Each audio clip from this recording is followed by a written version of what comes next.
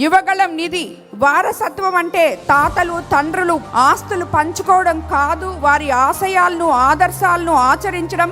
వైకాపా పాలనలో రాష్ట్ర నలుమూలల జరిగిన అరాచకాలు అన్యాయాలను ప్రశ్నిస్తూ నవశకానికి నవగళంతో యువగళమై కదిలి నారా లోకేష్ గారు యువగళంలో చెప్పిన ఒకే ఒక మాట, యువత ఉద్యోగం కోసం రాష్ట్రం వదిలి వెళ్ళకూడదు, ఉద్యోగాల కోసం కంపెనీలు రావాలి అని. అదే ఈ రోజు మన రాష్ట్రంలో సుమారు ఇప్పటికే 23 లక్షల ఉద్యోగాలు ఇవ్వడానికి అవకాశం ఉంది. అలాగే మా నెల్లూరు జిల్లాలో నారా చంద్రబాబు నాయుడు గారి ఆధ్వర్యంలో, నారా లోకేష్ బాబు గారి ఆధ్వర్యంలో, ఎంపీ వేమిరెడ్డి ప్రభాకర్ రెడ్డి గారి ఆధ్వర్యంలో మనకు ఇప్పటి వరకు 30 సంవత్సరాల నుంచి మూలపడున్న కిసాన్ సెజ్లో పెట్టుబడులతో ఉద్యోగ అవకాశాలు రావడం జరిగింది. అలాగే P4 విధానంలో ఎంతో మందికి మనం ఆడబిడ్డ నిధి అనే దాన్ని, P4 విధానం అంటేనే అందరూ నవ్వులు పాలు చేసే విధంగా మాట్లాడారు. సేవ చేసే వారికే P4 విధానం గురించి తెలుస్తుంది. అది తెలిసిన మన ముఖ్యమంత్రి చంద్రబాబు నాయుడు గారు P4 విధానాన్ని ప్రవేశపెట్టి సుమారు 2 లక్షల మంది వరకు